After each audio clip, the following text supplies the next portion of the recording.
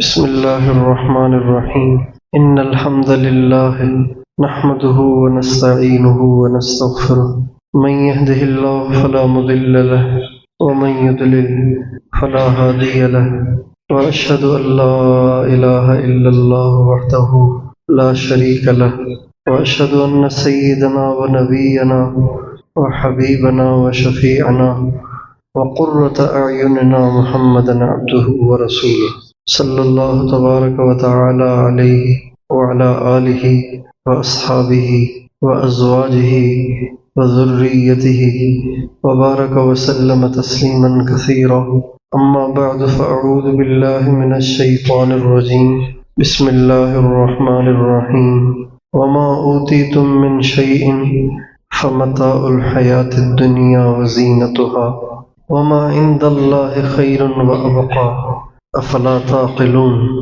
سبحان ربك رب العزة عما يصفون وسلام على المرسلين والحمد لله رب العالمين اللهم صل على سيدنا محمد وعلى آل سيدنا محمد وبارک وسلم۔ دنیا دیکھنے میں تو بہت اچھی لگتی ہے لیکن یہ ہمیشہ ساتھ رہتی نہیں، اور دنیا چاہے کتنی اچھی ہو لیکن وہ عیب سے خالی نہیں ہے، اس میں ضرور فالٹ ہے، اس میں ضرور خرابی ہے، اس میں ضرور کہیں نہ کہیں کوئی نقص ہے۔ آپ دنیا کا حسین سے حسین آدمی دیکھ لیجئے، چاہے وہ کتنا حسین ہو، اس کو دیکھ کے نظر ہٹتی ہی نہ ہو، لیکن اس کے اندر پاخانہ ہے، اس کے اندر میں پیشاب ہے، اس کے اندر میں گوشت ہے، ہڈیاں ہیں، رگیں ہیں، ان میں خون ہے، گندگی ہی گندگی ہے۔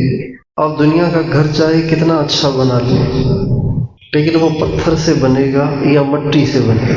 گاڑی چاہے کتنی مہنگی اور عالی شان ہو لیکن وہ لوہا ہے، ٹین ہے، دوڑتا ہوا ٹین ہے، دوڑتا ہوا کباڑ ہے، کچھ بھی نہیں۔ کرسی اچھی لگتی ہے، عہدہ اچھا لگتا ہے، لیکن اس کرسی میں کچھ نہیں ہے۔ جب کرسی ملتی ہے تو چند آدمی تعریف کرتے ہیں، چند آدمی لعن طعن کرتے ہیں، سارے کسی کی بھی تعریف نہیں کرتے۔ جو الیکشن میں جیتتے ہیں ان کو بھی گالیاں سننی پڑتی ہیں، جو ہارتے ہیں ان کو بھی گالیاں سننی پڑتی ہیں۔ کھانا چاہے کتنا لذیذ ہو، چاہے کتنا لذیذ ہو، لیکن 24 گھنٹے سے زیادہ نہیں چلتا، خراب ہو جاتا ہے، کھٹا ہو جاتا ہے، اس پہ جھاگ آ جاتی ہے۔ کھانے کے بعد آپ چاہے قورمہ کھائیں، چاہے کڑھائی کھائیں، چاہے بریانی کھائیں، چاہے پیزا کھائیں، چاہے کولڈ ڈرنک پئیں، چاہے گنے کا رس پئیں، اس نے پاخانہ بن جانا ہے، پیشاب بن جانا ہے۔ کہتے ہیں کھانے جتنے زیادہ لذیذ ہوتے ہیں پاخانہ اتنا زیادہ بدبودار ہوتا ہے۔ یہ اللہ کا نظام ہے، اور یہ اللہ تعالیٰ نے اس نظام میں ہر ایک کے اندر فالٹ اس لیے رکھا ہے کہ کوئی یہاں سے دل نہ لگا بیٹھے، کوئی یہیں کا دیوانہ نہ ہو جائے۔ دنیا میں بس ایک ذات ہے، ایک ذات ہے جس ذات میں کوئی عیب نہیں، وہ بے عیب ہے، کوئی فالٹ نہیں، کوئی کمی نہیں، کوئی خرابی نہیں، کوئی کوتاہی نہیں، صفات ہی صفات، اچھائی ہی اچھائی، پاکیزگی ہی پاکیزگی۔ وہ ذات پتہ ہے نا کون سی ہے؟ اللہ۔ سبحان اللہ۔ سبحان اللہ کا مطلب یہی ہے، یا اللہ تجھ میں کوئی عیب نہیں، آپ سارے عیبوں سے پاک ہیں۔ دنیا کے لوگ تھک جاتے ہیں، اللہ تھکنے سے پاک ہے۔ دنیا کے لوگ بھول جاتے ہیں، اللہ بھولنے سے پاک ہے۔ دنیا کے لوگ بھٹک جاتے ہیں، اللہ بھٹکنے سے پاک ہے۔ دنیا کے لوگ سو جاتے ہیں، اللہ سونے سے پاک ہے۔ بیوی بہت محبت کرتی ہے، بہت خدمت کرتی ہے، لیکن جب رات کو ہارٹ اٹیک ہوا اس وقت سوئی ہوئی تھی، آواز نکلی نہیں کہ اس کو پکارا جائے، جاگ رہی ہوتی تو وہ دیکھ لیتی، وہ تو سوئی ہوئی تھی، ہارٹ اٹیک ہونے کے بعد آواز بھی نہیں نکل رہی تھی، لہذا تڑپ تڑپ کر بستر پر جان دے دی۔ اللہ وہ ہے جو سوتا بھی نہیں ہے، اللہ وہ ہے جو غافل بھی نہیں ہوتا۔ دنیا میں کوئی چاہے کسی سے کتنا پیار کرے، کسی دوسرے کام میں لگے گا تو یہاں سے غافل ہو جائے گا، ادھر دیکھے گا تو ادھر کا پتہ نہیں چلے گا، ادھر دیکھے گا تو ادھر کا پتہ نہیں چلے گا، ادھر جائے گا تو ادھر نہیں جائے گا، ادھر جائے گا تو ادھر نہیں جائے گا۔ اللہ وہ ذات ہے، اللہ وہ ذات ہے جو آپ کو دیکھ کر مجھ سے غافل نہیں ہے، مجھے دیکھ کر آپ سے غافل نہیں ہے، پاکستان پہ نظر کر کے ہندوستان سے غافل نہیں ہے، ہندوستان پہ نظر رکھ کر ملیشیا انڈونیشیا سے غافل نہیں ہے، ملیشیا انڈونیشیا پہ نظر کر کے وہ جاپان اور چائنا سے اور فجی آئی لینڈ اور آسٹریلیا سے غافل نہیں ہے۔ ساری دنیا ہر وقت اس کی نظروں میں ہے، سارے ہی اس کے بندے ہیں، سبھی سے اس کی محبت ہے، سبھی کو وہ چاہتا ہے، سبھی کو وہ خیال کرتا ہے۔ کسی کے ذمے زیادہ کام لگ جائیں تو کچھ بھول جاتا ہے، کچھ ہو جاتے ہیں۔ کیا عظیم شان ذات ہے وہ، ساری دنیا کو سنبھالتا ہے، کسی سے غافل نہیں ہوتا، کسی کو بھولتا نہیں ہے، اپنوں کو کھلا کے دشمنوں کو نہیں بھولتا، دشمنوں کو کھلا کے اپنوں کو نہیں بھولتا۔ ہمارے یہاں شادیاں ہوتی ہیں، اس کی دعوتیں تقسیم ہوتی ہیں، تو بعض دفعہ ایسے ہوتا ہے کہ قریب رشتہ داروں کے نام ذہن سے نکل جاتے ہیں، عین وقت پہ یاد آتا ہے ارے اس کو تو دعوت ہی نہیں دی، اور پھر ساری زندگی باتیں سننی پڑتی ہیں کہ آپ لوگ تو ہمیں کوئی سمجھتے ہی نہیں ہیں، ہماری تو کوئی ویلیو ہی نہیں ہے، آپ نے اس کو بلایا اس کو بلایا، ہمیں تو آپ نے بلایا ہی نہیں۔ ساری زندگی باتیں سننی پڑتی ہیں۔ میں قربان جاؤں اپنے پروردگار پر کہ اس کی کتنی مخلوق ہے، جتنے انسان ہیں اس سے 10 گنا زیادہ جنات ہیں، اور اس سے بہت زیادہ گنا کیڑے مکوڑے اور جانور ہیں۔ جیسے وہ انسانوں کو دیتا ہے، جنات کو بھی دیتا ہے، کیڑے مکوڑوں کو بھی دیتا ہے، پرندوں کو بھی دیتا ہے۔ آپ نے کہیں کوئی چڑیا بھوک کی وجہ سے دبلی ہو کر مرتی دیکھی؟ کوئی چڑیا مر گئی ہے، کیا ہو گیا بھئی اس کو کچھ کھانے کو نہیں ملا اس لیے کہ یہ گر کے مر گئی ہے؟ کہیں آپ کو چڑیا بھی مری ہوئی نہیں ملی۔ اللہ کتوں کو بھی دیتا ہے، سوروں کو بھی دیتا ہے، کیڑوں کو بھی دیتا ہے، مکوڑوں کو بھی دیتا ہے، چونٹیوں کو بھی دیتا ہے۔ چونٹیوں کو آپ کوئی دوائی ڈال کے ماریں تو ماریں، وہ کبھی بھوک سے نہیں مرتی، اللہ ان کو بھی دیتا ہے۔ شیر تو کھاتا ہی گوشت ہے، اللہ اس کو بھی دیتا ہے۔ کبھی آپ نے نہیں سنا ہوگا کہ کسی جنگل میں کوئی شیر بھوک کی وجہ سے مر گیا۔ اللہ کتنا کارساز ہے، نہ بھولتا ہے، نہ بھٹکتا ہے، نہ تھکتا ہے، نہ اکتاتا ہے، اکتاتا بھی نہیں ہے، نہ بیزار آتا ہے۔ اتنے بندے اس سے مانگتے ہیں اور وہ دیتا رہتا ہے، دیتا رہتا ہے، دیتا رہتا ہے۔ کبھی یہ نہیں کہتا تمہیں میں ہی ملا ہوں اور کوئی نہیں ملا تو وہ یہاں سے، کبھی یہ نہیں کہتا، بلکہ وہ کہتا ہے ادعونی استجب لکم اجیب دعوت الداع اذا دعان فلیستجیبوا لی ولیؤمنوا بی لعلہم یرشدون۔ میرے بندو تم جب بھی مانگو میں حاضر ہوں، جب مانگو میں حاضر ہوں۔ یہ نہیں کہ میری طرف سے ٹائمنگ ہے، ڈاکٹر صاحب کی ٹائمنگ یہ ہے اتنے بجے سے اتنے بجے تک، اس کے بعد کلینک بند، چاہے کوئی مر جائے۔ عدالتوں کی ٹائمنگ مقرر ہے، آپ رات کو 1 بجے جا کے کسی جج کا دروازہ کھٹکھٹائیں، اس کا گارڈ ہی آپ کو مار مار کے بھگا دے گا۔ اللہ یہ جج نہیں ہے، اللہ ایسا نہیں ہے، اس کے دروازے ہر وقت کھلے ہوئے ہیں۔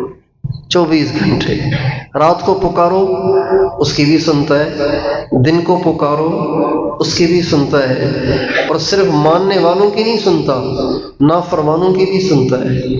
ساری زندگی جس نے اس کی نافرمانیاں کی، کبھی اس کے در کی طرف نہیں آیا، وہ بھی اگر ایک دفعہ اپنے کام سے چل کے اس کے در پہ آ جائے، اللہ اس کو بھی دھکے دے کے نہیں نکلوا دیتا۔ نکالو اس کمبخت کو، ساری زندگی اس کو میرا در نظر نہیں آیا، ساری زندگی یہ میرا کھاتا رہا، آج اپنے کام سے آیا ہے، دفع کرو اس کو۔ اللہ کہتا ہے میرے بندے میں حاضر ہوں، تجھے کیا چاہیے؟ سارے عیوب سے بھرے پڑے ہیں، اللہ میں کوئی عیب نہیں۔ انسان عاجز آ جاتا ہے، اللہ کسی سے عاجز نہیں آتا۔ ہر ایک سارے کام نہیں کر سکتا، ہر ایک سارے کام نہیں کر سکتا۔ آپ سارے گاڑی نہیں چلا سکتے۔ کوئی ہے ڈرائیور، کسی کو ڈرائیونگ نہیں آتی، ہر ایک سارے کام نہیں کر سکتا۔ آپ سارے کے سارے موٹر سائیکل نہیں چلا سکتے، کوئی چلا کرتا ہے، کوئی نہیں چلا سکتا۔ آپ سارے کے سارے انگریزی نہیں بول سکتے، کوئی بول سکتا ہے، کوئی نہیں بول سکتا۔ آپ سارے کے سارے عربی نہیں بول سکتے، عربی تو ویسے بھی مسلمان نہیں بولتے، انگریزی بولنے کو فخر سمجھتے ہیں، عربی بولنے کو فخر ہی نہیں سمجھتے۔ انگریزی سیکھتے ہیں، عربی نہیں سیکھتے ہیں، انگریزی کے الفاظ کو فخر کے ساتھ استعمال کرتے ہیں اور عربی سیکھنے کی خواہش ہی نہیں رکھتے۔ اگر کہیں پمفلیٹ لگا ہوا ہو 2 مہینے میں فر انگریزی سکھا دیں گے تو دھڑا دھڑ لڑکے پہنچ جاتے ہیں، ہزاروں روپیوں کی فیس بھی دیتے ہیں اور انگریزی بھی سیکھتے ہیں۔ اور اگر کہیں پمفلیٹ لگا ہوا ہو 4 مہینے میں آپ کو فر عربی بولنا سکھائیں گے تو کوئی مسجد کا امام جائے تو جائے، ورنہ امت کے پاس عربی سیکھنے کا ٹائم نہیں ہے۔ عربی سیکھنے کا ٹائم نہیں ہے، حالانکہ عربی اللہ کی زبان ہے، عربی محمد مصطفیٰ کی زبان ہے، عربی ابو بکر کی زبان ہے، عربی حضرت عمر کی زبان ہے، عربی حضرت عثمان کی زبان ہے، عربی حضرت علی المرتضیٰ کی زبان ہے، عربی حضرت امام حسن کی زبان ہے، عربی امام حسین کی زبان ہے، ہاں عربی ابو ذر کی زبان ہے، عربی مقداد کی زبان ہے، عربی معاذ بن جبل کی زبان ہے، عربی میری ماں اماں فاطمہ کی زبان ہے، عربی میری ماں اماں عائشہ کی زبان ہے، عربی ہماری ماں حضرت اماں خدیجہ کی زبان ہے، لیکن شوقی نہیں، سارے کام سارے نہیں کر سکتے، ہر ایک کو سارے کام نہیں آتے، ہر ایک سارے کام کر ہی نہیں سکتا۔ جیسے ڈرائیونگ نہیں آتی وہ ڈرائیونگ سے عاجز ہے، جسے کھانا پکانا نہیں آتا وہ کھانا پکانے سے عاجز ہے، جسے جہاز اڑانا نہیں آتا وہ جہاز اڑانے سے عاجز ہے، جسے لکھنا نہیں آتا وہ لکھنے سے عاجز ہے۔ اللہ وہ ذات ہے جو کسی کام سے عاجز نہیں ہے۔ وَمَا كَانَ اللَّهُ لِيُعْجِزَهُ مِنْ شَيْءٍ، اللہ وہ ہے جو کسی چیز سے عاجز نہیں ہے۔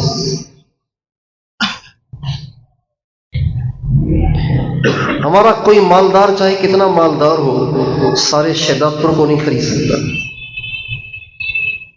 سارے سندھ کو نہیں خرید سکتا، سارے پاکستان کو نہیں خرید سکتا، سارے بر صغیر کو نہیں خرید سکتا۔ اللہ وہ ذات ہے کہ آسمانوں کا بھی مالک ہے، زمینوں کا بھی مالک ہے، عرش اور فرش کا مالک ہے، درختوں کا مالک ہے، سمندروں کا مالک ہے، پہاڑوں کا مالک ہے، مٹی کا بھی مالک ہے، ریت کا بھی مالک ہے، اور پانی کی موجوں کا بھی مالک ہے، درختوں پہ لگے ہوئے پھلوں کا بھی مالک ہے، میرا اور آپ کا بھی مالک ہے، سارے فرشتوں کا مالک، سارے جنات کا مالک، سارے پرندوں کا مالک، سارے درندوں کا مالک، سارے چوپایوں کا مالک، ساری دنیا میں جو کچھ ہے وہ سب کچھ سارے بتاؤ کس کا ہے؟ لہو ما فی السماوات وما فی الارض وما بینہما وما تحت الثری وان تجہر بالقول فانہ یعلم السر واخفی۔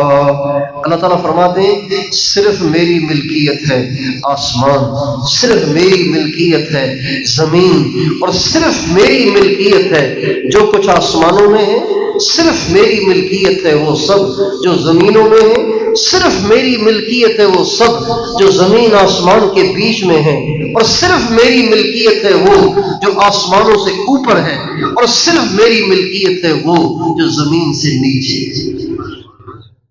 اور کوئی کہہ سکتا ہے یہ کہ سب میرا ہے؟ کل من علیہا فان، کل من علیہا فان ویبقى وجہ ربک ذو الجلال والاکرام، کل شیء ہالک الا وجہہ، کل نفس ذائقۃ الموت وانما توفون اجورکم یوم القیامہ، فمن زحزح عن النار وادخل الجنة فقد فاز وما الحیاۃ الدنیا الا متاع الغرور۔ اللہ تعالیٰ فرماتے ہیں سب نے مرنا ہے، میں نہیں مروں گا، سب نے ختم ہونا ہے، میں ختم ہونے کے لیے نہیں ہوں، سارے کے سارے فانی ہیں، میں ہمیشہ کے لیے باقی ہوں، دنیا کی ہر چیز فنا کے گھاٹ اتر جائے گی۔ اللہ وہ ذات ہے جو پہلے بھی تھا، آج بھی ہے، کل بھی ہوگا، ہمیشہ ہمیشہ رہے گا۔ اس لیے اللہ تعالیٰ نے ہر چیز میں فالٹ رکھا ہے، ہر چیز میں کمی رکھی ہے، کوئی کمی نہیں ہے۔ یہ کمی تو ہے نا کہ اس نے آخر ختم ہو جانا ہے۔ جوانی ہمیشہ رہتی ہے، گورے ہمیشہ گورے رہتے ہیں، تندرست ہمیشہ تندرست رہتے ہیں، طاقتور ہمیشہ طاقتور رہتے ہیں، جو غالب آ گئے وہ ہمیشہ غالب رہتے ہیں، جیتنے والے ہمیشہ جیتتے ہیں۔ جیتنے والوں کو ہارنا پڑتا ہے، جوانوں کو بوڑھا ہونا پڑتا ہے، تندرستوں کو بیمار ہونا پڑتا ہے، طاقتوروں کو کمزور ہونا پڑتا ہے۔ یہ ضروری ہے، یہ ضروری ہے۔ صرف ایک اللہ ہے جس کی طاقت کو زوال نہیں، اس کی بادشاہی کو زوال نہیں، اس کے حسن و جمال کو زوال نہیں، اس کے اختیارات کو زوال نہیں۔ وہ پہلے بھی طاقتور تھا، آج بھی طاقتور ہے، ہمیشہ طاقتور رہے گا۔ اللہ تعالیٰ نے مخلوق کو اس لیے ایسا بنایا ہے کہ ہم مخلوق سے دل نہ لگائیں، اللہ سے دل لگائیں۔ اور پھر اللہ تعالیٰ نے ایک ایسی ہستی بنائی، اللہ نے بنائی ایک ایسی ہستی بنائی، اس کو بھی اللہ نے بے عیب کر دیا، اس کو بھی اللہ نے بے عیب کر دیا، اس میں بھی اللہ نے کوئی فالٹ نہیں رکھا، اس میں بھی اللہ نے کوئی نقص نہیں رکھا، اس میں بھی اللہ نے کوئی کمی نہیں رکھی۔ اور وہ ذات کون سی ہے؟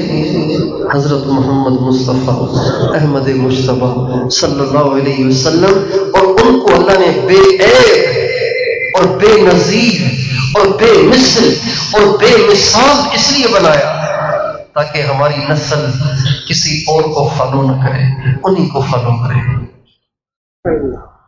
کتنے احمق ہیں وہ کہ جو اتنی عظیم الشان ذات گرامی کے ہوتے ہوئے اوروں سے محبت کرتے ہیں۔ کتنے احمق ہیں وہ لوگ جو اتنی عظیم الشان ہستی کے ہوتے ہوئے کسی اور کو فالو کرتے ہیں۔ کوئی کسی کا فالوور، کوئی کسی کا فالوور، کوئی کسی کھلاڑی کا فالوور، کوئی کسی ڈانسر کا فالوور، کوئی کسی کرکٹر کا فالوور، کوئی کسی سنگر کا فالوور، کوئی کسی حسینہ کا فالوور، کوئی کسی ہیرو کا فالوور، کوئی کسی ہیروئن کا فالوور، بھائی ہم تو حضرت محمد صلی اللہ علیہ وسلم کے فالوور ہیں کہ ان سے زیادہ حسین ہمیں کوئی نظر ہی نہیں آتا، ان سے زیادہ کوئی باکمال ہمیں نظر ہی نہیں آتا، ان سے زیادہ کوئی عظیم الشان ہمیں نظر ہی نہیں آتا، ان سے زیادہ طاقتور ہمیں کوئی نظر ہی نہیں آتا۔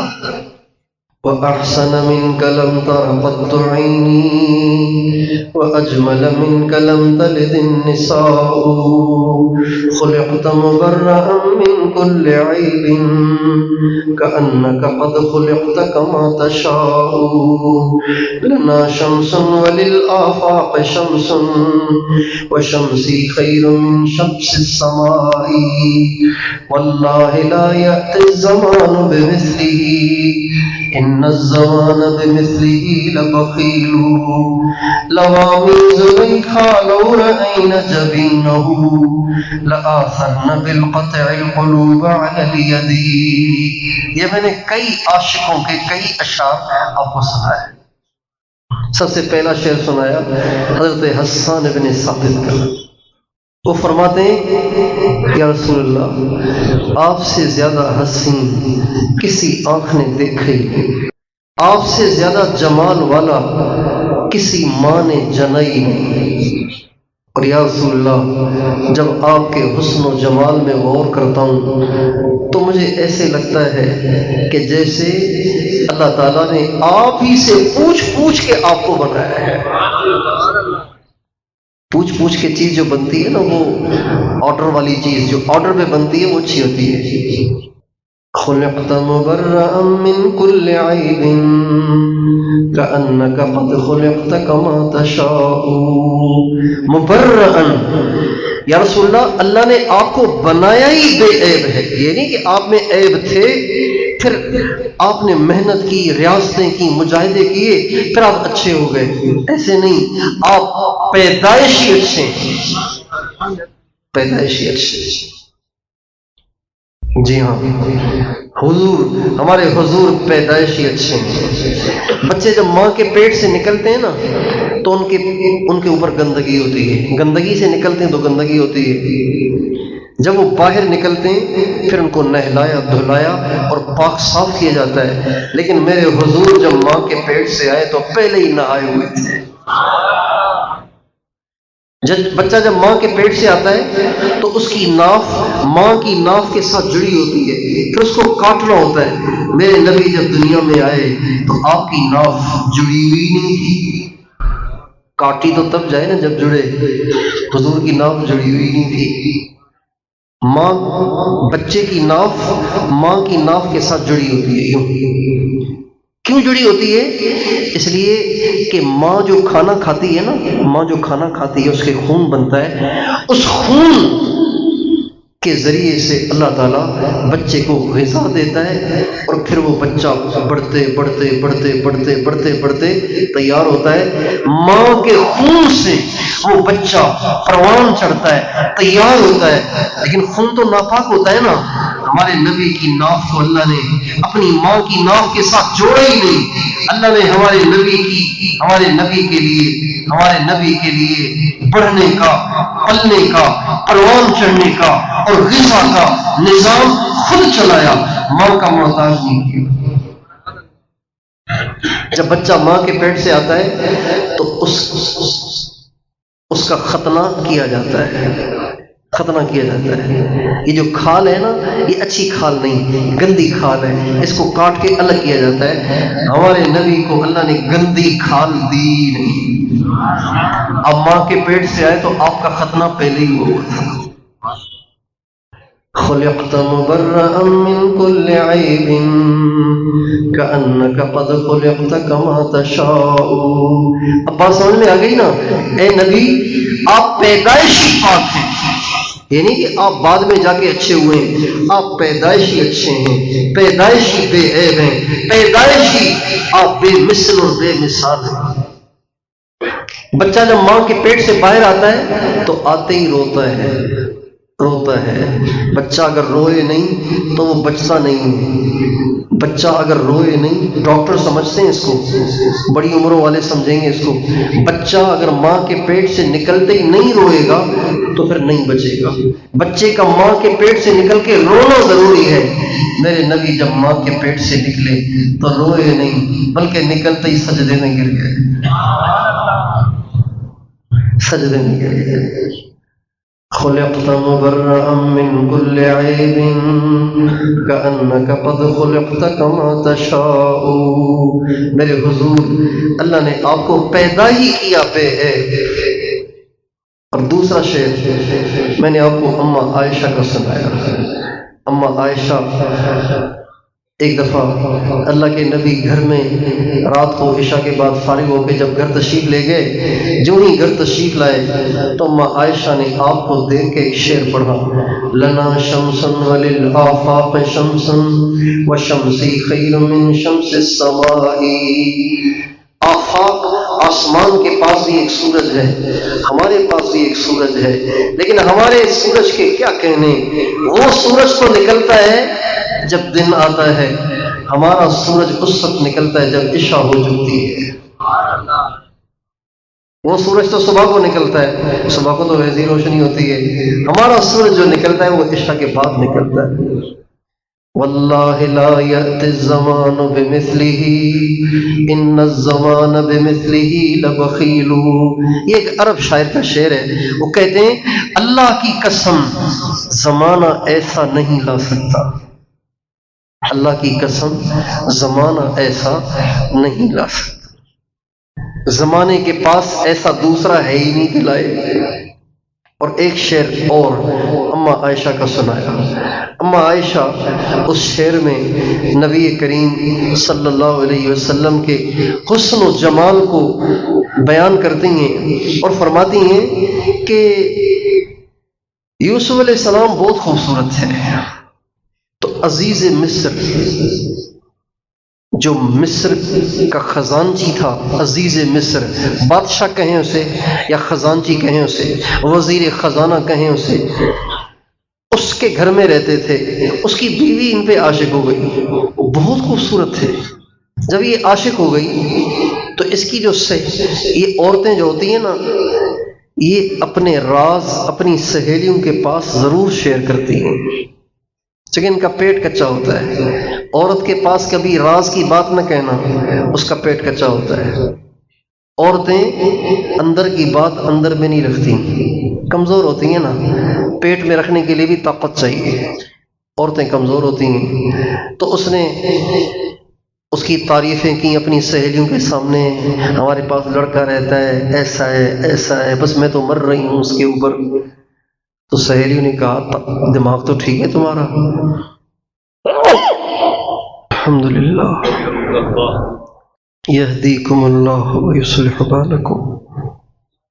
سہیلیوں نے کہا بادشاہ کی بیوی ہو کے لونڈے پہ عاشق ہو گئی ہے، طبیعت تو ٹھیک ہے تمہاری؟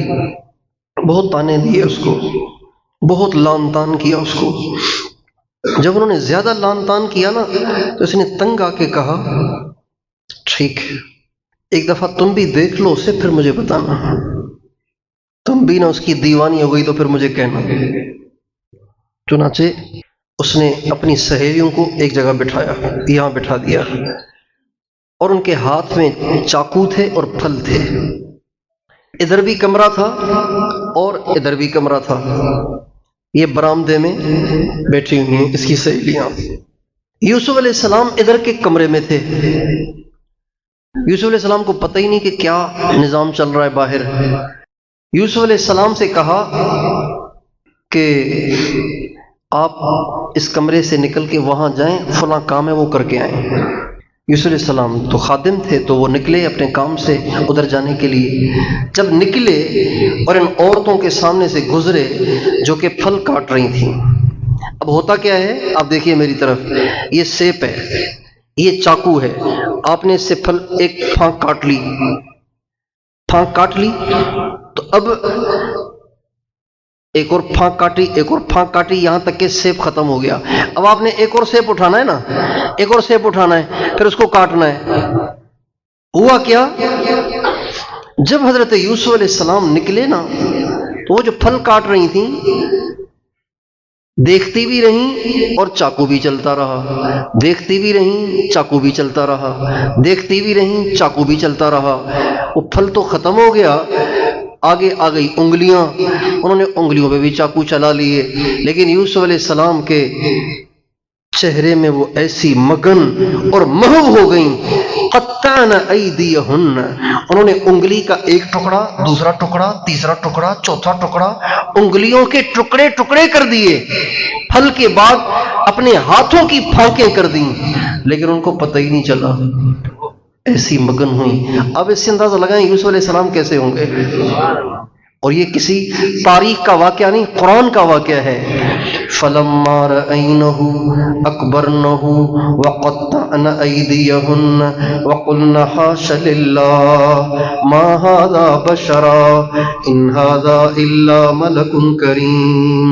اللہ تعالیٰ فرماتے ہیں جب اس کو دیکھا تو ان میں گم ہو گئی، ایسی گم ہو گئی کہ قطعن، اپنے ہاتھوں کے ٹکڑے ٹکڑے کر دی۔ ایک کٹ نہیں لگا، ایک ٹکڑا نہیں کیا، ایک دفعہ کاٹا، دوسری دفعہ کاٹا، تیسری دفعہ کاٹا، یہاں تک کہ ہاتھوں کے کئی ٹکڑے ہو گئے اور ان کو پتہ ہی نہیں چلا۔ ایسے یوسف علیہ السلام کے حسن میں مگن ہوئی۔ حضرت اما عائشہ فرماتی ہیں جن عورتوں نے یوسف علیہ السلام کے حسن کو دیکھ کے اپنے ہاتھ کاٹ دیے تھے، اگر میرے محمد کو دیکھ لیتی تو اپنے کلیجے کاٹ کے رکھ دیتی۔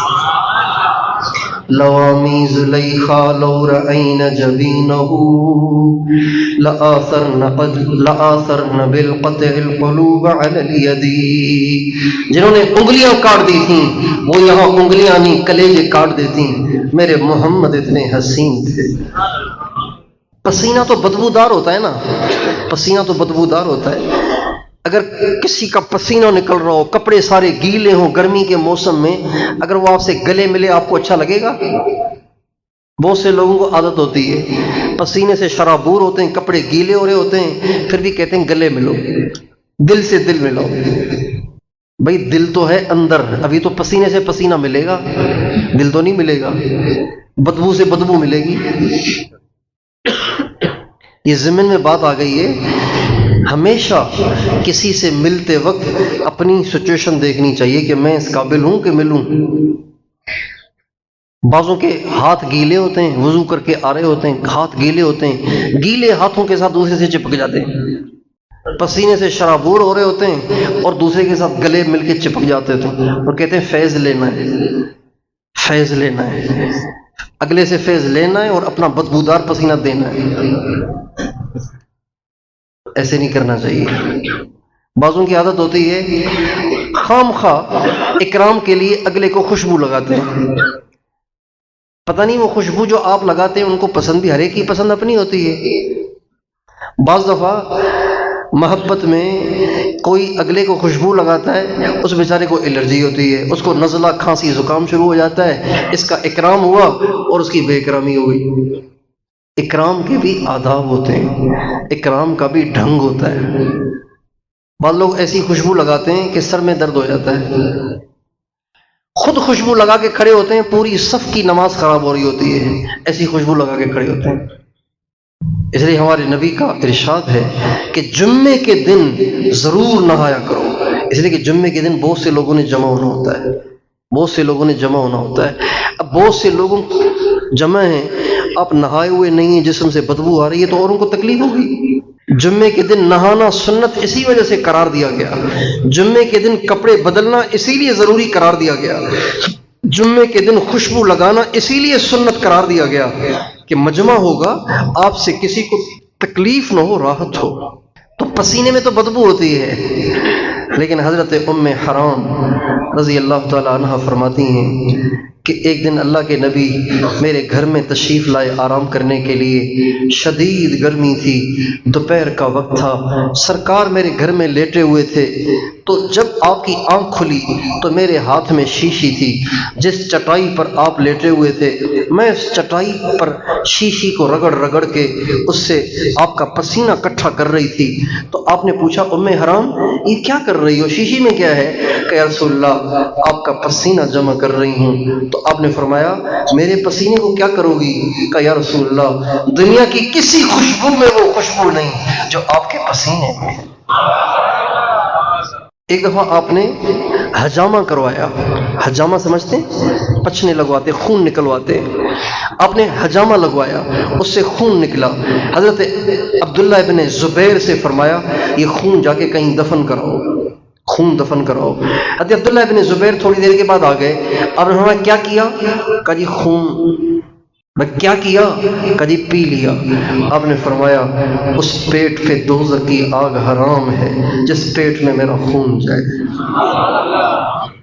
ایک محدث سے بہت بڑے، وہ حدیث پڑھاتے تھے، اور جب بھی نبی پاک علیہ السلام کا نام آتا تو درود پڑھتے تھے، جب بھی حضور کا نام آتا درود۔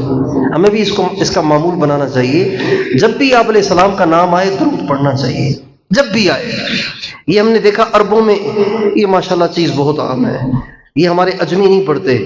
عربوں کے ہاں آپ اللہ کے نبی کا نام لے لیں، عرب کو داڑھی نہ ہو، کرتا نہ ہو، پینٹ شرٹ پہنی ہوئی ہو، اور کوئی اس میں مسلمانوں والی بات نہ ہو، لیکن آپ اس کے سامنے نبی پاک علیہ السلام کا نام لے لیں تو وہ ٹھک سے ایسا محبت سے درود پڑے گا آپ حیران رہ جائیں گے۔ ایک دفعہ بہت عرصہ پہلے کی بات ہے، 20 سال تقریباً پہلے کی بات ہے، 18 سال پہلے کی بات ہے، ہم لوگ جبل نور پہ چڑھ رہے تھے، غار ہرا، جہاں آپ علیہ السلام پہ سب سے پہلی وحی اتری تھی، جہاں آپ جا کے مراقبہ کیا کرتے تھے غار میں بیٹھ کے، ایک ہفتے تک وہاں آپ مراقبہ کرتے رہتے تھے، بیٹھے رہتے تھے۔ حضرت اماں خدیجہ رضی اللہ عنہا آپ کے لیے کھانا لے آتی اور آپ اس میں سے کھا لیا کرتے، باقی سارا دن اللہ کو یاد کرتے رہتے تھے۔ غار ہرا وہاں ہم جا رہے تھے، تو جانے سے پہلے ایک دکان سے میں نے لاٹھی خریدی، اور پھر اس کے قریب ایک چھوٹا سا میدان تھا، تو وہاں بچے کھیل رہے تھے۔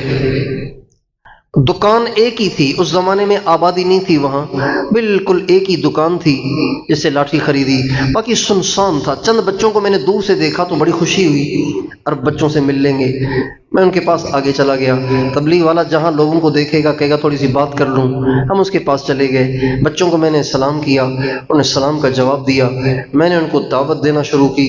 تو جو ہی میں نے دعوت دی اور اس میں اللہ کے نبی کا نام لیا، تو وہ چھوٹے بچے 8 سال 9 سال 6 سال کے چھوٹے چھوٹے بچے جو کھیل رہے تھے، جب کبھی میں اللہ کے نبی کا نام لوں وہ کہیں اللہم صلی علی سیدنا محمد۔ 10 دفعہ نام لیا تو 10 دفعہ انہوں نے اسی انداز سے درود پڑھا، اللہم صلی علی سیدنا محمد۔ ہمارے یہاں اس کا رواج نہیں ہے، درود ہی نہیں پڑھتے۔ آپ علیہ السلام کا ارشاد ہے جو میرا نام سنے اور درود نہ پڑھے جنت کے راستے سے بھٹک گیا۔ جبریل علیہ السلام آئے کہ یا رسول اللہ جو آپ پر درود نہ پڑھے اللہ اسے ہلاک کرے، تو حضور خاموش۔ جبریل علیہ السلام نے کہا یا رسول اللہ آپ کہیں آمین۔ جب جبریل نے حکم دیا نا کہ آپ کہیں آمین، تب آپ نے آمین کہا۔ اب بتائیے جو اللہ کے نبی کا نام سن کے درود نہ پڑھے تو جبریل کی بد دعا اور حضور کی آمین، کیا حشر ہوگا۔ اس لیے بہت سے علماء کا یہ مذہب ہے کہ ایک مجلس میں اگر 100 دفعہ بھی نبی پاک علیہ السلام کا نام آئے تو 100 دفعہ درود پڑھنا چاہیے، اور بہت سے علماء کا یہ مذہب ہے کہ ایک مجلس میں ایک ہی دفعہ درود پڑھ لیا تو کافی ہے۔ لیکن ایسے بھی بہت علماء ہیں جو کہتے ہیں ہر مجلس میں ہر دفعہ نام آنے پر درود پڑھنا ضروری ہے۔ تو بھئی جب بھی آپ علیہ السلام کا نام آئے گا درود پڑھیں گے۔ ایک محدث تھے، حدیث پڑھاتے تھے، جب بھی آپ علیہ السلام کا نام آتا تو درود شریف پڑھتے۔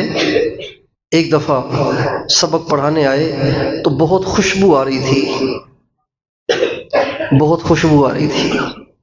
اب خوشبو بھی ایسی جو کبھی سونگھی نہیں، تو طلبہ شاگرد بار بار پوچھیں حضرت بتائیں یہ خوشبو کہاں سے آئی ہے، یہ خوشبو کہاں سے آئی ہے۔ تو چھپا رہے تھے، آخر بتایا، کہنے لگے رات خواب میں نبی پاک علیہ السلام کی زیارت ہوئی،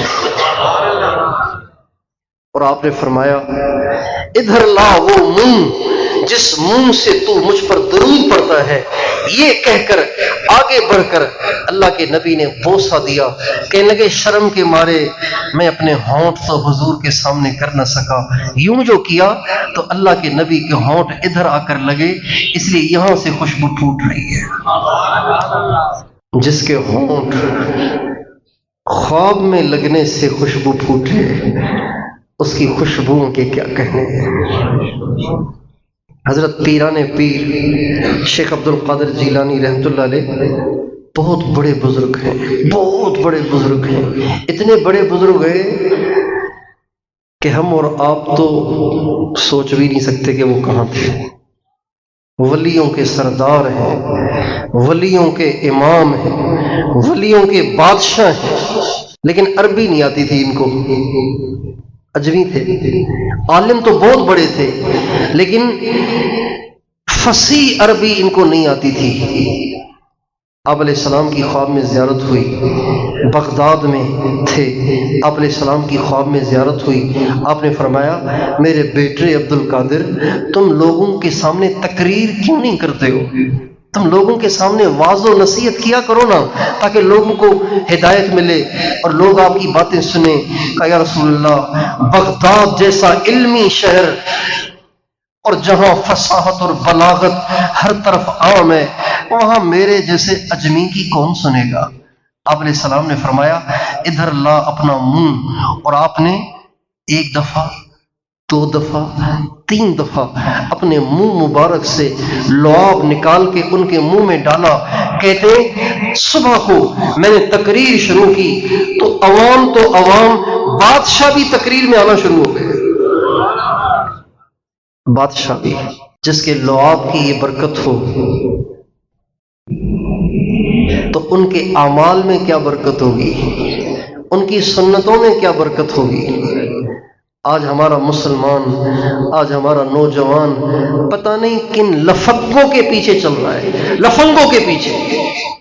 چلنا ہے تو کسی شریف کے پیچھے چلو بھائی، چلنا ہے تو کسی نیک کے پیچھے چلو، چلنا ہے تو کسی ایسے کے پیچھے چلو جو اس کا لائق ہے کہ اس کے پیچھے چلا جائے۔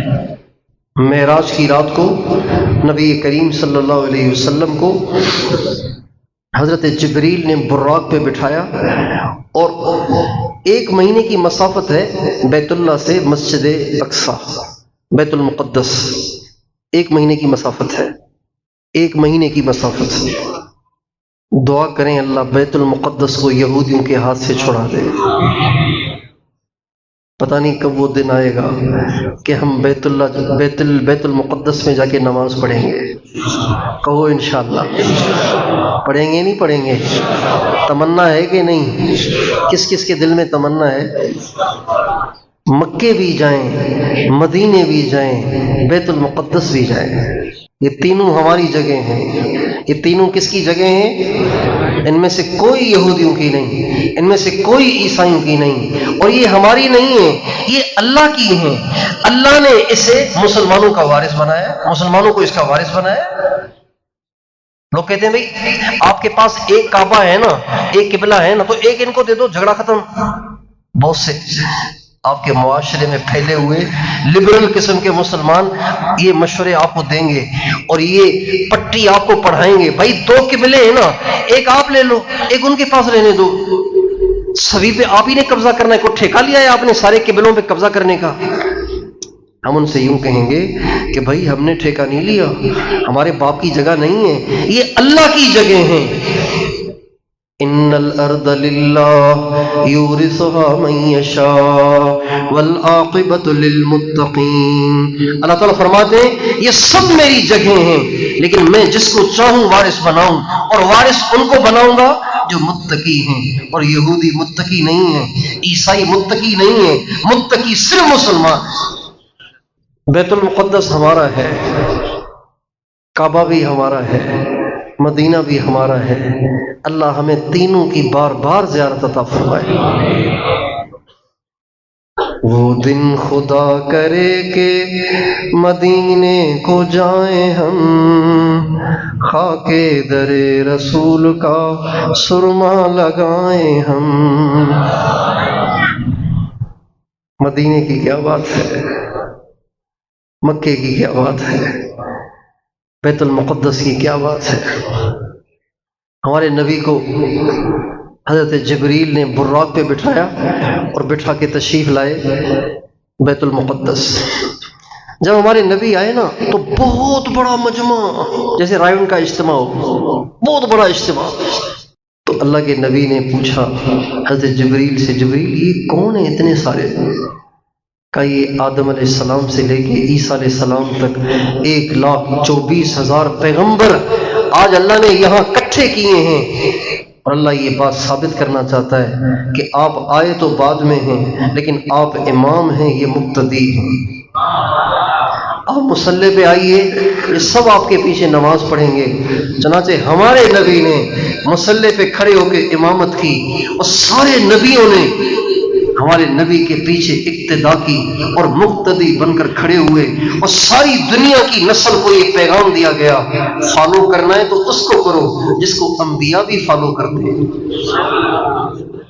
امام کیا کرتا ہے؟ امام جب کہتا ہے اللہ اکبر تو پیچھے والے کیا کرتے ہیں؟ پیچھے والے کس کو فالو کرتے ہیں؟ اگر پیچھے والے اس امام کو فالو کرنے کی بجائے کسی اور کو فالو کریں، اسپیکر میں کوئی آواز آ رہی ہے اس کو فالو کریں گے، نماز ہو جائے گی؟ تو اب بیت المقدس میں حضور اکرم صلی اللہ علیہ وسلم مصلی پر ہیں، حضرت ابراہیم کن کو فالو کر رہے ہیں؟ بولیے، حضرت آدم جو سبھی کے باپ ہیں وہ کس کو فالو کر رہے ہیں؟ حضرت موسیٰ کس کو فالو کر رہے ہیں؟ حضرت عیسیٰ کس کو فالو کر رہے ہیں؟ حضرت داؤد کس کو فالو کر رہے ہیں؟ حضرت سلیمان کس کو فالو کر رہے ہیں؟ حضرت یحییٰ کس کو فالو کر رہے ہیں؟ حضرت عیسیٰ، حضرت زکریا کس کو فالو کر رہے ہیں؟ تو ہمیں کس کو فالو کرنا چاہیے؟ ہماری ساری نسل کو کن کو فالو کرنا چاہیے؟ آپ خود ہی دیکھ لیں ہم کیا کر رہے ہیں۔ یہ جو آپ نے کپڑے پہنے ہیں یہ کس کو دیکھ کے پہنے کہ جی ماشاءاللہ آج کل اس کا فیشن چل رہا ہے نا اس لیے پہنے؟ ارے یعنی آپ زمانے کو فالو کرتے ہیں۔ اچھا یہ جو بال آپ نے بنائے ہیں، آدھا سر گنجا کیا ہوا ہے، آدھے سر پہ بال رکھے ہوئے ہیں، یہ کہاں سے آیا بھائی؟ کس کو فالو کر رہے ہیں؟ کہ جی وہ نائی کے پاس گیا تھا نا، ایک تصویر لگی ہوئی تھی ایک انگریز کی، بس اسی کو میں نے کہا میں ایسے بال بناؤں گے۔ آپ انگریز کو فالو کر رہے ہیں۔ اچھا آپ کے چہرے پہ داڑھی کیوں نہیں ہے بھائی؟ کہ جی آج کل لوگ داڑھی رکھے تو ملا ملا کہنا شروع کر دیتے ہیں جی میں داڑھی نہیں رکھی۔ اچھا اس کا مطلب ہے آپ لوگوں کو فالو کرتے ہیں، حضور کو فالو نہیں کرتے ہیں، جبکہ حضور کے چہرے پہ تو داڑھی تھی، آدم علیہ السلام کے چہرے پہ داڑھی تھی، ابراہیم علیہ السلام کے چہرے پہ داڑھی تھی، نوح علیہ السلام کے چہرے پہ داڑھی تھی، موسیٰ علیہ السلام کے چہرے پہ داڑھی تھی، عیسیٰ علیہ السلام کے چہرے پہ داڑھی تھی، حضرت محمد صلی اللہ علیہ وسلم کے چہرے پہ داڑھی تھی، حضرت ابوبکر کے چہرے پہ داڑھی، حضرت عمر کے چہرے پہ داڑھی، حضرت عثمان کے چہرے پہ داڑھی، حضرت علی کے چہرے پہ داڑھی، امام حسن کے چہرے پہ داڑھی، امام حسین کے چہرے پہ داڑھی۔ دنیا کا کوئی بھی بزرگ اٹھا لیجئے، آپ کے لال شہباز قلندر کے چہرے پہ داڑھی، حضرت سید شاہ عبد اللطیف بھٹائی کے چہرے پہ داڑھی، سرور نون کے چہرے پہ داڑھی، غوث بہادر زکریا ملتانی کے چہرے پہ داڑھی، سیدنا غوث اعظم کے چہرے پہ داڑھی۔ آپ کس کے پیچھے چل رہے ہیں؟ ٹرمپ کے چہرے پہ داڑھی نہیں ہے، نیتن یاہو کے چہرے پہ داڑھی نہیں ہے۔ کس کو فالو کر رہے ہیں؟ کیوں نہیں سوچ رہے ہیں اس کو کہ ہم کس کو فالو کر رہے ہیں؟ نماز پڑھ رہے ہیں نور محمدی میں، اور دائیں بائیں سے جہاں سے اسپیکر سے آواز آئے اللہ اکبر کہہ کے رکوع میں چلے جاتے ہیں، سجدے میں چلے جاتے ہیں، سجدے سے اڑ جاتے ہیں کہ بھائی وہ بھی تو اللہ کا نام لے رہا ہے نا، بھائی وہ بھی تو اللہ کا نام لے رہا ہے۔ بھائی آپ کی نماز ایسے نہیں ہوگی، فالو تو ایک ہی کو کرنا ہوتا ہے۔ ہم محبت میں بھی توحید کے قائل ہیں فراز، ایک ہی شخص کو محبوب بنا رکھا ہے۔ ہم صرف عبادت میں توحید کے قائل نہیں ہیں، ہم محبت میں بھی توحید کے قائل ہیں۔ جیسے سجدہ صرف اللہ کو، ایسے فالو صرف حضور کو۔ اقتدا صرف حضور کی علیہ الصلوۃ والسلام کی۔ تو اللہ تعالیٰ نے ہمارے نبی کو بے عیب بنایا، کیوں؟ تاکہ کوئی یہ نہ کہے کہ جی میں نے اس لیے چھوڑ دیا تھا کہ ان میں یہ فالٹ ہے۔ اللہ نے ایسا بنایا کہ کوئی انگلی ہی نہ اٹھا سکے۔ ہمارے نبی کو صرف اپنوں نے نہیں مانا، صرف آپ نے نہیں مانا، ہمارے نبی کو ان کے دشمنوں نے بھی مانا ہے، ہمارے نبی کو ان کے دشمنوں نے بھی مانا ہے۔ ابو سفیان ابھی مسلمان نہیں ہوئے، ابھی آپ کے جانی دشمن ہیں، لیکن نجاشی نے جب ہمارے نبی کی حقیقت ان سے پوچھی تو انہوں نے صاف صاف بتا دی کہ ان کی عظمت کا تو انکار کیا ہی نہیں جا سکتا۔ وہ ایسے ہیں کہ ان کی عظمت کا انکار تو کیا ہی نہیں جا سکتا۔ جن کی عظمت کے قائل ان کے دشمن ہیں، آج ان کے اپنوں نے انہیں چھوڑ دیا ہے۔ آج دفتروں میں دفتر والوں نے انہیں چھوڑ دیا ہے، آج دکانداروں نے اپنی دکانوں میں اسے چھوڑ دیا ہے، آج ججوں نے عدالتوں میں اسے چھوڑ دیا ہے، آج نوجوانوں نے اپنی سوسائٹی میں، اپنی زندگی میں، اپنی خلوتوں میں اسے چھوڑ دیا ہے۔ ضرورت ہے کہ ہم اور آپ اپنی زندگی کے ہر کام میں اپنے نبی کو نمونہ بنائیں، اپنے نبی کو فالو کریں۔ تو آپ میں سے کون کون اس کی نیت کرتا ہے کہ اپنی زندگی کے ہر کام میں ہم نے اپنے نبی کو فالو کرنا ہے؟ پکے تیار ہیں کچے؟ جن کی ڈاڑیاں نہیں ہیں کون کون رکھے گا؟ جن کی ہیں وہ ہاتھ کھڑا نہ کریں، جن کی نہیں ہیں ان میں سے کون کون رکھے گا؟ ڈرو نہیں کہ دنیا تانے دے گی۔ تانے سن لو، بلال کو بھی تانے ملے تھے، بلال کی عزت گھٹی نہیں۔ 1450 برس بعد بھی بلال زندہ ہے کہ نہیں؟ بولو، بلال زندہ ہے یا فوت ہو گئے؟ بلال زندہ ہے یا چلے گئے؟ بلال زندہ ہے، بلال نہیں مٹیں گے جب تک دنیا قائم ہے، جب تک سورج چاند رہے گا بلال تیرا نام رہے گا۔ مٹانے والے مٹ گئے لیکن اللہ کے نبی کے نام پہ مٹنے والے نہیں مٹے۔ اس لیے ڈرو نہیں کہ دنیا کیا کہے گی، دنیا کو کہنے دیں، دنیا کسی کو بھی نہیں بخشتی۔ دنیا کس کو بخشتی ہے؟ ایک عجیب حدیث سنو،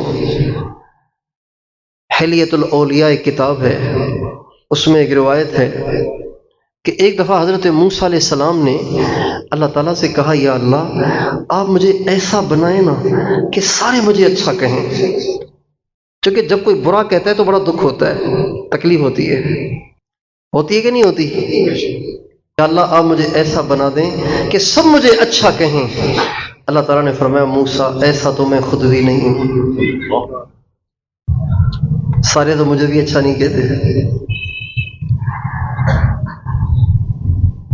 لوگ اللہ کو بھی نہیں بخشتے، تو ہم کیوں لوگوں کو خوش کرنے کے لیے اپنی دنیا آخرت کو داؤ پہ لگائیں؟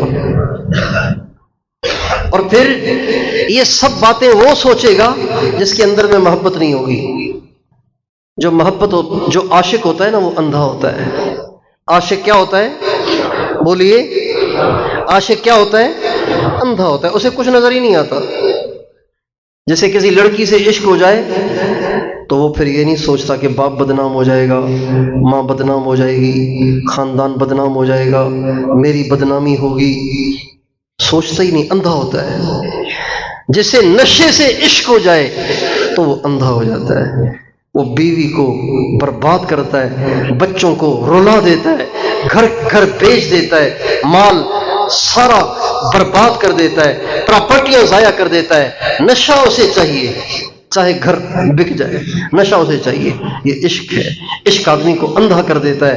جسے حضرت محمد صلی اللہ علیہ وسلم سے عشق ہوگا وہ کبھی یہ نہیں سوچے گا کہ لوگ کیا کہیں گے، وہ کہے گا اجد الملامت فی ہواک لذیذۃ حبا لذکرک فلیلمن اللغم۔ تانے دینے والے تانے دیں، میری صحت پہ کوئی فرق نہیں پڑتا، اس لیے کہ میرے محبوب تجھ سے محبت اتنی ہو گئی ہے کہ اب تیرے نام پہ تانے سننے میں بھی مجھے مزہ آتا ہے۔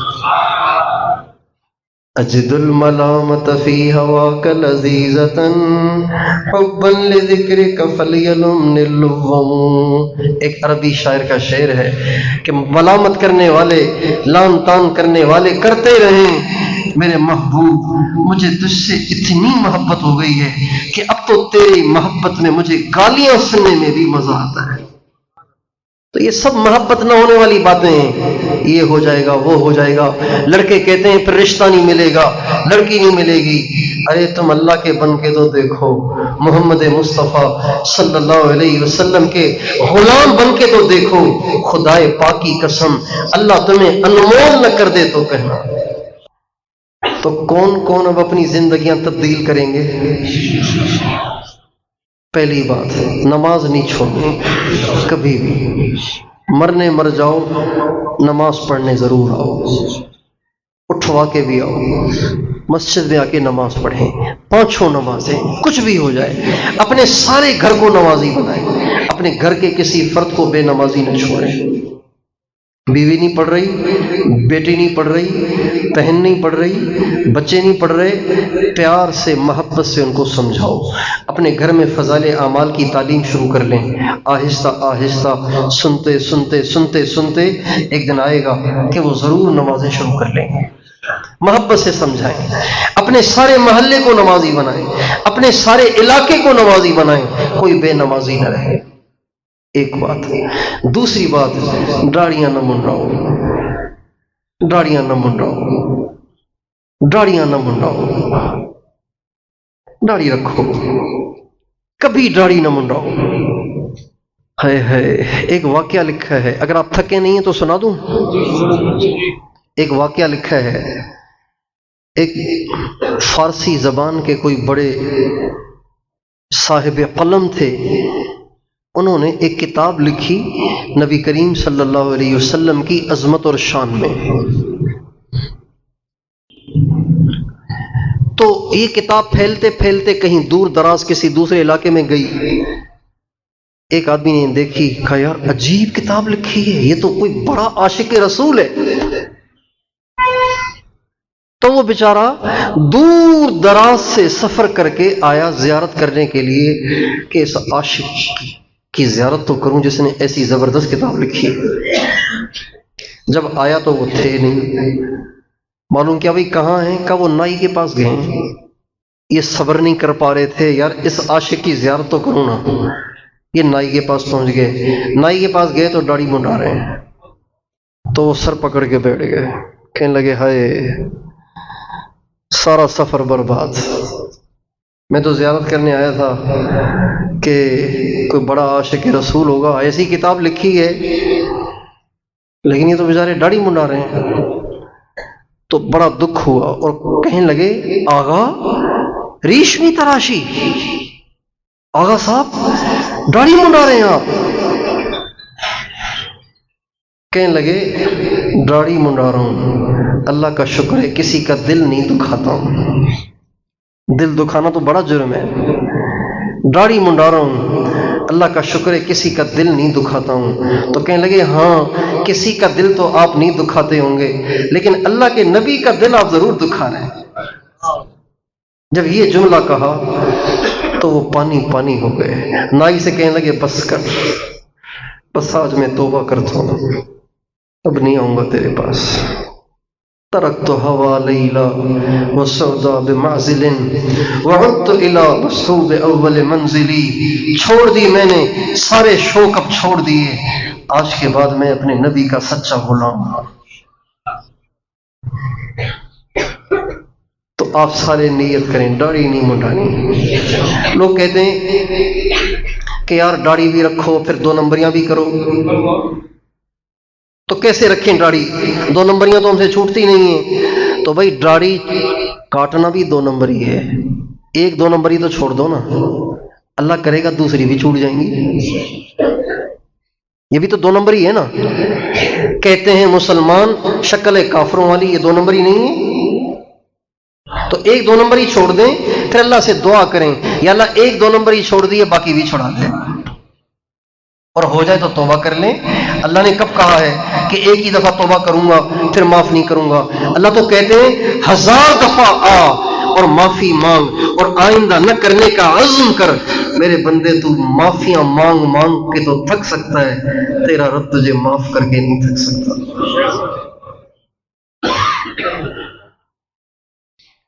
تو داڑیاں تو نہیں منڈائیں گے نا، اب نہ منڈوائیں گے نہ کٹوائیں گے، ہاتھ کھڑے کر کے بتائیں گے۔ دیکھیں کوئی ہاتھ رہ تو نہیں گیا، دائیں بائیں دیکھ کے مجھے بتائیں کوئی ہاتھ رہ تو نہیں گیا۔ اے اللہ ان سب کو توفیق دے۔ کاش میرے بس میں ہوتا کہ میں یہ جذبہ انڈیل دیتا آپ کی دلوں میں، لیکن دل کسی کے ہاتھ میں نہیں ہے۔ انسان اپنے دل کا درد ہی پیش کر سکتا ہے، اپنے دل کا دکھڑا سنا ہی سکتا ہے، منت سماجت ہی کر سکتا ہے، رات کو اٹھ کے رو کے دعائی کر سکتا ہے، یہی انسان کے بس میں ہے۔ تو آپ سارے کے سارے نیت کریں، داڑھی نہ کٹوائیں گے نہ منڈوائیں گے، تیار ہیں؟ تیسری بات، ایک ہو گئی نماز، ایک ہو گئی یہ، تیسری بات ننگے سر نہ رہا کریں، ننگے سر نہ رہا کریں۔ آپ کے نبی ساری زندگی ننگے سر نہیں ہوئے سوائے احرام کی حالت کے۔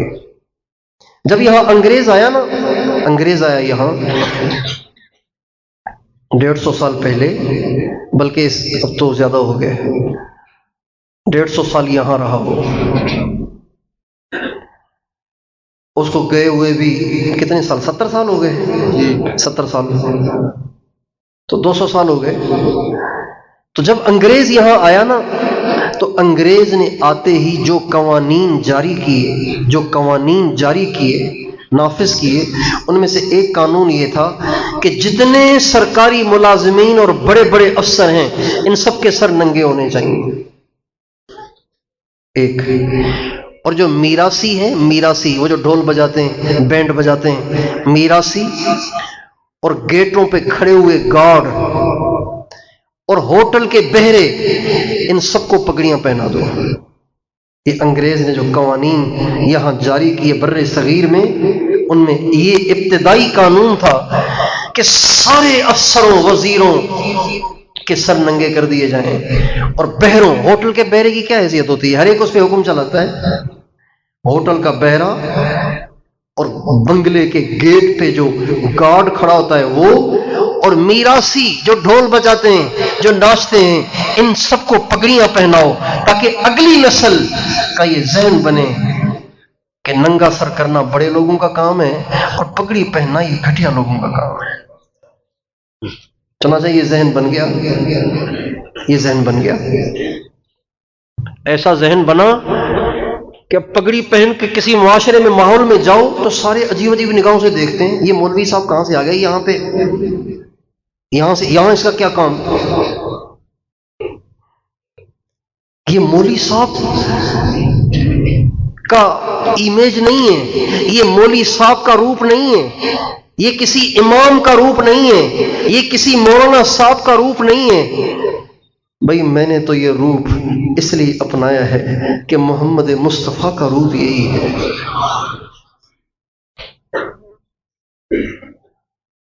یہ میرے نبی کا روپ ہے، شکر ہے تیرا یا اللہ، تیرا شکر ہے تیرا۔ اندر تو بے شک گندہ ہے، لیکن یا اللہ اندر تو میرے بس میں نہیں ہے، میرے بس میں تو ظاہر ہے، میں نے ظاہر میں تیرے محبوب کی نقل اتارنے کی کوشش کی ہے، تو اسے قبول کر۔ سر کو ننگا کرنا یہ ہمارا کام نہیں، یہ اوروں کا کام ہے۔ اور ہمارے ہاں سندھ میں اللہ کا شکر ہے پگڑی عام تھی۔ یہاں پہ جو بوڑھے بیٹھے ہوں، اکثر جوان بیٹھے ہوئے ہیں، ان بوڑھوں سے پوچھیں کہ ہمارے بڑے پگڑیاں پہنتے تھے کہ نہیں پہنتے تھے؟ چاہے نماز نہ بھی پڑھتے ہوں پگڑی پہنتے تھے۔ اور پنجاب میں چلے جائیں وہاں بھی ایسے ہی، اب بھی دیہاتوں میں پگڑی پہنتے ہیں، اور پٹھان تو پہنتے ہی ہیں، لیکن اب نئی نسل نہیں پہنتی۔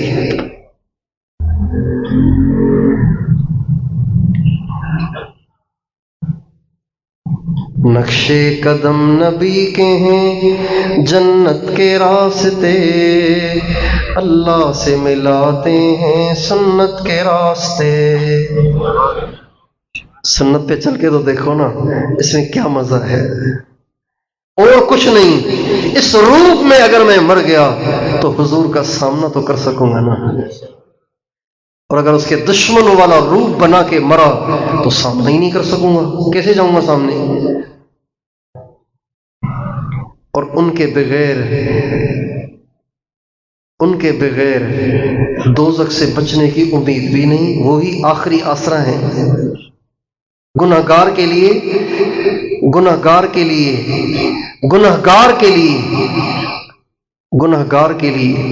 آخری آسرا بتائیے کون ہے؟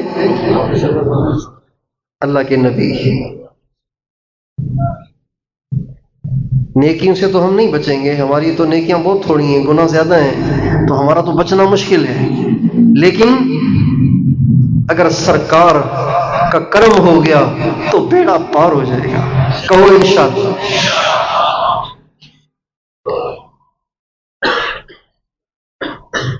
لیکن سرکار کو شکل دکھانے کے قابل بھی تو ہوں، سامنے جانے کے قابل بھی تو ہوں۔ ایسے نہ ہو کہ خود سرکار ہی اپنا رخ پھیر لیں تو پھر کیا ہوگا؟ سر ننگا نہیں کرنا، داڑھی نہیں منڈانی، پگڑی پہنے، نہیں پہن سکتے ٹوپی پہن لیں، سر ننگا نہ کریں، اپنے بچوں کے سر ننگے نہ کریں، اپنی بچیوں کے سر ننگے نہ ہونے دیں۔ چھوٹی بچیوں کے سر پر بھی اسکاف ہونا چاہیے، چھوٹے بچوں کو بھی شلوار اور کرتا ہونا چاہیے، چھوٹی بچیوں کو بھی تنگ لباس نہیں پہنانا، کھلے لباس ہوں، بچیوں کے لباس کھلے ہوں، مردوں کے لباس بھی کھلے ہوں۔ کھلا لباس ہمارے نبی کی سنت ہے، تنگ لباس ہمارے نبی کی بالکل سنت نہیں ہے۔ تو پگڑیاں پہنیں گے، یہ چند بچے مجھے نظر آ رہے ہیں پگڑیاں پہنے ہوئے، باقیوں کو پتہ نہیں کیا مسئلہ ہے، کیوں نہیں پہنتے، پتہ نہیں یہ کتنی دفعہ، کوئی تیسری چوتھی پانچویں دفعہ میں یہاں آیا ہوں، لیکن ابھی تک بھی روپ نہیں بدلا۔ تو اگلی دفعہ جب آنا ہو تو آپ سارے بدلے ہوئے ہوں گے یا ایسے ہی ہوں گے؟ بدلیں گے نا انشاءاللہ۔ سفید کپڑے پہنے، اللہ کے نبی کی سنت ہے، یہ تقریر نہیں ہے، یہ دل کا درد ہے۔ اور یہ ہو گئی 3 باتیں، نماز، داڑھی، سر، یہ 3 باتیں۔ چوتھی بات، کسی کا دل نہ دکھاؤ، کسی کا دل نہ دکھاؤ، چاہے وہ کافر ہی کیوں نہ ہو، چاہے وہ بے دین کیوں نہ ہو، چاہے وہ کتنا زیادہ غریب اور کسم پرس کیوں نہ ہو، کسی کا دل نہ دکھاؤ، کسی کا دل نہ دکھاؤ۔ کسی کا دل دکھانا اللہ کو بہت ناپسند ہے، یہاں تک کہ کسی مسلم کا دل دکھانا یہ زنا سے بڑا گناہ ہے۔ دل دکھانا کسی کا، کسی کی بےزتی کرنا عام ہے، جس پہ زور چلتا ہے اس کی بےزتی کرتے ہیں، جس پہ زور چلتا ہے اس کی بےزتی کرتے ہیں۔ دکاندار اپنے ملازمین کی کرتے ہیں، گھروں میں جو ہمارے ماسیاں کام کرتی ہیں ان کی بےزتیاں روزانہ ہوتی ہیں، خاوند بیوی کی بےزتی کرتا ہے، استاد شاگردوں کی بےزتی کرتا ہے، پیر مریدوں کی بےزتیاں کرتا ہے، بڑا افسر اپنے سارے ماتحتوں کی بےزتیاں کرتا ہے۔ حرام ہے، ناجائز ہے، اللہ کو سخت ناپسند ہے۔ کسی کی آہ لگ گئی تو پھر کسی کی دعا اثر نہیں کرے گی، بیڑا غرق ہو جائے گا، اس لیے کسی کا دل نہ دکھائیں۔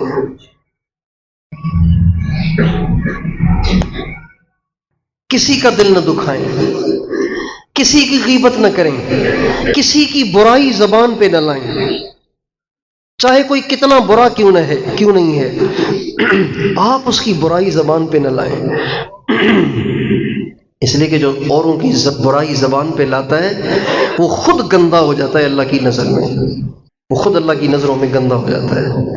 غیبت کرنا بہت بڑا جرم ہے۔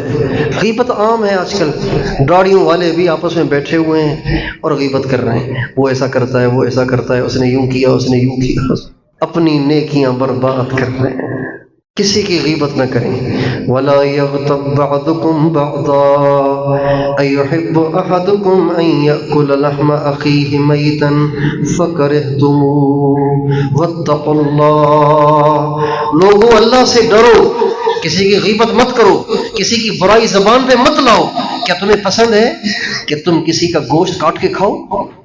کسی کا گوشت کاٹ کاٹ کے کھانا کتنا بڑا ظلم ہے، کتنی بڑی درندگی ہے۔ اللہ قرآن میں فرما رہے ہیں یہ غیبت کرنا ایسا ہی جرم ہے جیسے کسی کا گوشت کاٹ کے پکا پکا کے کھانا۔ اتنا بڑا جرم ہے غیبت کرنا۔ اور اپنے گھر والوں کو عزت دیں۔ ماں زندہ ہے اس کی قدر کریں، باپ زندہ ہے اس کی قدر کریں۔ آج ماؤں کی عزت نہیں ہے، باپ کی عزت نہیں ہے، مائیں پریشان ہیں، باپ اپنے بچوں کے تھوڑے ٹائم کو ترس رہے ہیں، ماں باپ اپنے بچوں سے میٹھا بول بولنے کو ترس رہے ہیں۔ ایک باپ نے مجھے ایک بات کہی اور کہا اس کو نہ بتانا، اس کو پتہ چل گیا تو پھر وہ مجھے پریشان کرے گا۔ آئے توبہ، باپ ڈر رہا ہے باپ بیٹے سے، بیٹے نے ایسی دھاک بٹھائی ہوئی ہے، ایسا کوئی بدتمیز اور بے غیرت قسم کا انسان ہے کہ باپ اسے ڈر رہا ہے کہ بھئی اس کو پتہ چل گیا نا پھر وہ مجھے مارے گا، پھر وہ مجھے گالیاں دے گا، پھر وہ مجھے پریشان کرے گا۔ اور یہ دنیا کی بربادی کے لیے اتنا کافی ہے کہ باپ بچوں سے ڈرتے ہوں، مائیں اپنے بچوں سے ڈرتی ہوں، یہ دنیا کی بربادی کے لیے کافی ہے۔ اس لیے اگر مائیں زیادہ ہیں ان کے زندہ ہیں، اگر مائیں زندہ ہیں ان کے پاؤں دھو کے پئیں، باپ زندہ ہیں ان کے پاؤں دھو کے پئیں۔ نبی کریم صلی اللہ علیہ وسلم کے پاس ایک شخص آیا، کہنے لگا یا رسول اللہ میں جہاد میں جانا چاہتا ہوں۔ آپ نے فرمایا پیچھے کون ہے؟ کہا جی ماں ہے۔ کوئی ہے اس کے پاس؟ کوئی نہیں ہے۔ آپ نے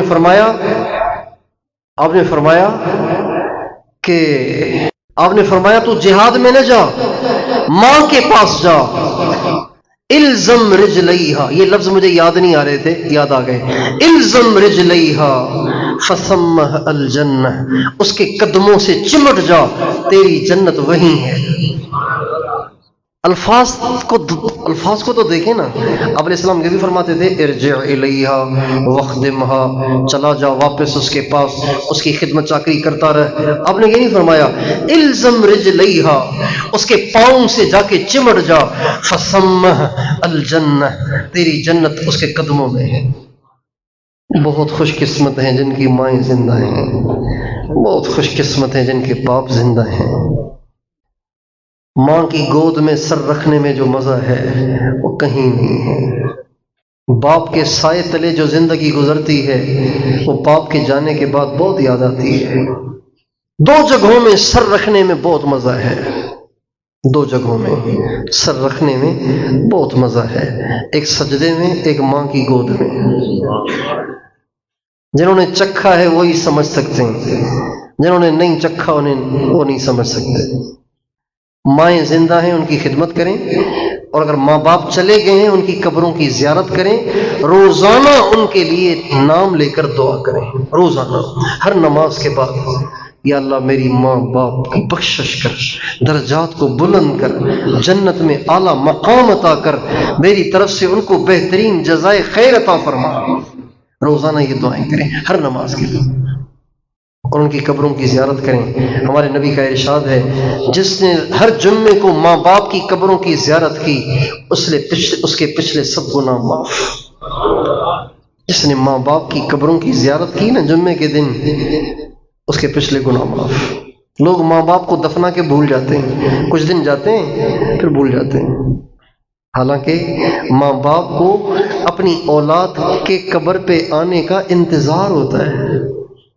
ہاں علامہ ابن قیم، بات سے بات نکلتی ہے، لمبی ہو رہی ہے، علامہ ابن قیم رحمۃ اللہ علیہ ایک بہت بڑے عالم گزرے ہیں جن کو بریلوی بھی مانتے ہیں، دیوبندی بھی مانتے ہیں، اہل حدیث بھی مانتے ہیں، سارے مسلمان ان کو مانتے ہیں، اتنے بڑے عالم ہیں وہ، ان کی بات کو سارے دلیل سمجھتے ہیں۔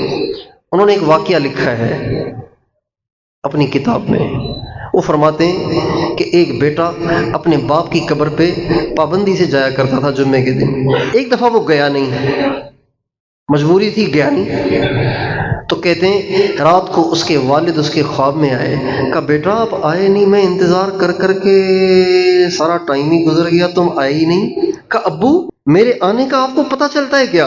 کہا بیٹا قبرستان سے پہلے جو پل آتا ہے نا، جب تو وہ پل کراس کرتا ہے تو میں دور سے دیکھتا ہوں میرا بیٹا آ رہا ہے، میں دیکھتا رہتا ہوں، تیری راہیں دیکھتا رہتا ہوں، میرا بیٹا آ رہا ہے۔ یہ واقعہ علامہ ابن قیم نے لکھا ہے۔ ماں باپ چلے گئے ہیں، ابھی بھی ان کی خدمت ہو سکتی ہے، قرآن پڑھ کر، دعائیں کر کے، ان کے نام پہ صدقہ خیرات کر کے، ان کے نام پہ غریبوں کی مدد کر کے، ان کے نام پہ مسجدیں بنوا کر، ان کے نام پہ مدرسے بنوا کر، ان کے نام پہ غریبوں کو موٹر لگوا کر دے دیں، بور کروا کے دے دیں، نلکا لگوا کے دیں، یہ سارے ان کے لیے، یہ ساری ان کی خدمت ہے۔ ان کے نام پہ کسی غریب کو کپڑے پہنا دیں، کسی کی بیٹی کی شادی کروا دیں ان کے نام پہ، تو ان کی جنت بڑی بنتی رہے گی۔ سارے کام کریں گے اور اپنی بیویوں کی قدر کریں، اپنی بیویوں کو عزت دیں۔ گھر میں جو بیوی ہوتی ہے وہ تنہا ہوتی ہے، اس کو صرف خاوند کا آسرا ہوتا ہے، خاوند کا سہارا ہوتا ہے، اس لیے کہ وہ ماں بھی چھوڑ کے آئی ہے، باپ بھی چھوڑ کے آئی ہے، بھائی بھی چھوڑ کے آئی ہے، بہنیں بھی چھوڑ کے آئی ہے، گھر بھی چھوڑ کے آئی ہے، محلہ بھی چھوڑ کے آئی ہے، سب کچھ چھوڑ کے آئی ہے۔ اب یہاں وہ اکیلی ہے، اس کو صرف آپ کا آسرا ہے۔ اب آپ ہی اپنی ماں اور بہنوں کے سامنے اس کی بےزتی کریں گے تو بتائیے وہ بیچاری ڈپریشن میں چلی جائے گی نہیں چلی جائے گی؟ اور یہ ہو رہا ہے 99% گھروں میں۔